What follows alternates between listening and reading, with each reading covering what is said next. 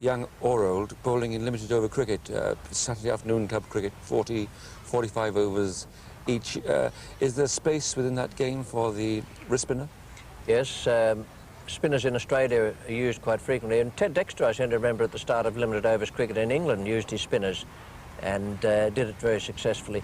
I think captains have swung round now to the fact that it is quite possible and quite often desirable to use spinners, and leg spinners come into that. They need to bowl well. Young Salisbury from Sussex and from England bowls well in limited overs games. He sometimes bowls around the wicket, but you use whatever method is best suited to the game. They're generally playing on dead flat tracks in the limited overs game, so you need to come up with something that's worthwhile. I wish I had had the opportunity to play limited overs cricket. It's one of the great regrets of my life that it started the year I retired.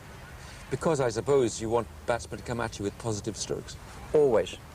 I suppose there must be a place for the silly point and silly mid-on straight away for a spinner, but it never appealed to me. I used to have a slip and a leg slip. I used the leg slip for the top spinner, which would just run away a bit towards the batsman's pads. That was the one Doug Ring showed me in 1953. He used an apple on the way on the train to Bristol, and it was bowled same grip, which is with the knuckle on there and the two knuckles down there, and it comes out from between those two fingers, the second and third finger, and it comes out looking like a leg break, but it's got a bit of backspin on it and it will skid through, and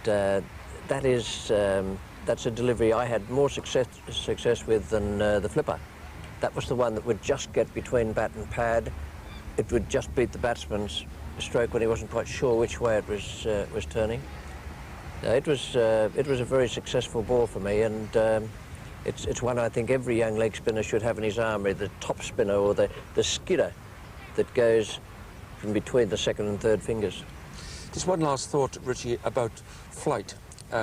Very often flight is a quick loop in the air, sometimes a slower one. I'm thinking of Chandrasekhar, who's a marvellous Indian leg spinner, quite a quick loop, and others, you mentioned Shane Warne, you mentioned, a bit higher. But how do you achieve flight, and what is the effect of flight? A lot of times flight is achieved by sacrificing spin. A lot of bowlers, when someone will say, oh, that was a good slower ball, and it may well have been, but sometimes it was just a slower ball that's been pushed up and is a very obvious variation, and obvious variations are just useless. You need a very subtle variation, just a fraction slower, a leg break, just a fraction quicker, bowl from in a slightly different position on the bowling crease, position your body slightly differently, all little subtle variations. The top spinner that goes straight through instead of turning that far and therefore beats the bat, not by much, but still hits the pad or the stumps. Subtle variation is the thing to go for. Obvious variation, useless. Richie Benno on the complex art of leg spin. Fascinating to hear how much practice has to become an essential part of your daily life if you are to succeed. To be like Richie Benno, you also have to know the theory as well as mastering the practical. It takes more than just a talent to spin the ball. Mind and body have to be prepared too.